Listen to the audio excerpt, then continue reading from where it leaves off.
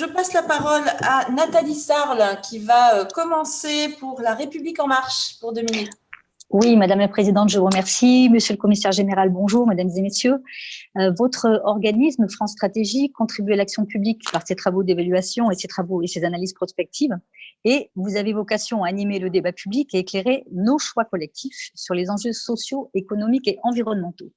Et lorsque je vous entends, puisque nous venons de vous entendre, je voudrais savoir, puisque vous parlez rénovation énergétique des bâtiments, vous parlez énergie, vous parlez transport, vous parlez agriculture, comment vous voyez, ou quelle serait votre analyse sur les lois quand même que nous avons votées depuis le début du mandat, que sont la loi Egalim, que sont la loi énergie-climat, que sont la loi pour l'orientation des mobilités, où nous avons décliné finalement les préconisations que vous nous faites aujourd'hui, et ce que vous nous dites et ce que j'entends, c'est qu'il faudrait que nous allions beaucoup plus loin. Donc aujourd'hui, finalement, le levier, d'après ce que je comprends, est entre nos mains, puisque nous sommes d'accord sur les constats que vous dressez.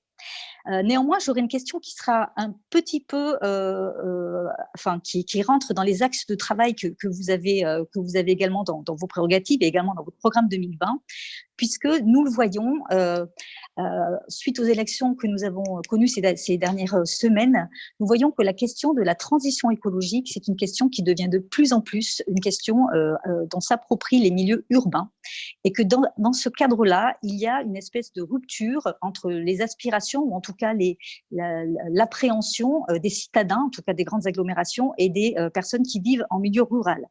Aussi, j'aimerais savoir, à votre avis, quels seraient les leviers dont nous disposerions pour pouvoir également irriguer les territoires ruraux sur ces questions de transition écologique et sensibiliser les personnes qui y vivent, puisqu'il ne faut pas que ce sujet soit uniquement un sujet urbain.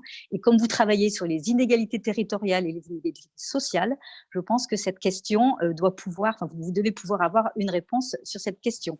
Voilà, je m'en tiendrai là, parce que pour le reste, je crois que nous sommes unanimement d'accord sur le constat que vous dressez. Je vous remercie.